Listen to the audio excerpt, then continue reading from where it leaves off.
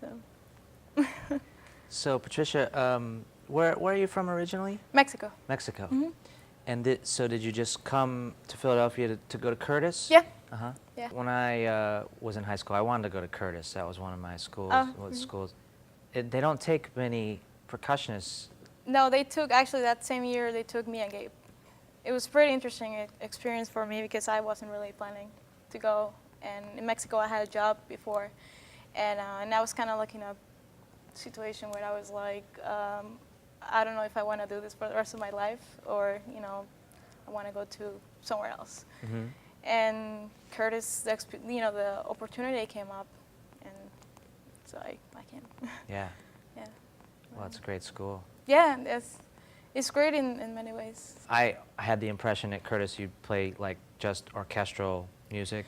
Well, right now it's getting to a point where it's more than that, where we do more like percussion ensemble or solo work or chamber music with other musicians, which is really a really amazing experience. Mm-hmm. So when you were in Mexico, were you already playing jazz? I kind of started before I left, like the last months, but then I went to Curtis, and then sort of like my first year I stopped, and then I started again. This is my second year at Curtis. Actually, just I wanted to do that full time, but it was difficult because it's like Curtis doesn't have to do anything with that. Right. And so it was kind of like living two lives at the same time, and a lot of work. And what made you decide to apply for this residency here? Well, I'm really interested in the aspect of composition, and I started taking composition classes my last year at Curtis, and I saw you play this January. I think you came to the art gallery that is and I really love your music, and not, I don't want to sound like like a fan or anything, but it's like it's okay. I love your music, so, no.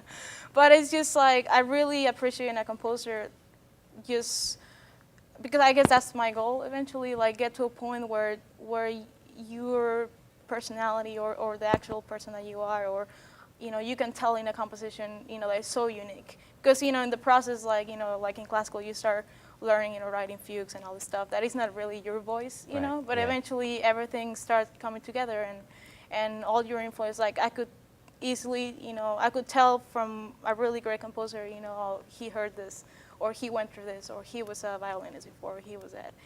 And when I heard your music, I heard that, I heard that, I heard you, Mm-hmm.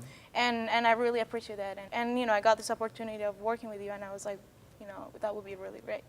So, yeah. And so it seems like a lot of the people in the residency, a lot of them know each other and play in each other's groups. Do you know? Yeah, actually, we have this quintet. And well, actually, when that Matt Davis, the guitar player, I met him at Sim last summer, and that was like the first time we sort of played together. I mean, it wasn't anything formal, but now we have like a quintet, and it's me, Gabe, him, a local bass player, and a trumpet player, and that's been really fun with him. And then with the other people, was the bass Brian Howell. Just like, random, just play together, jam sessions and things like that. So I guess within the scene, just like a formal group was only like with Matt Davis. And so, yeah. Nice. I told Lenny that I hope we can get some timpani.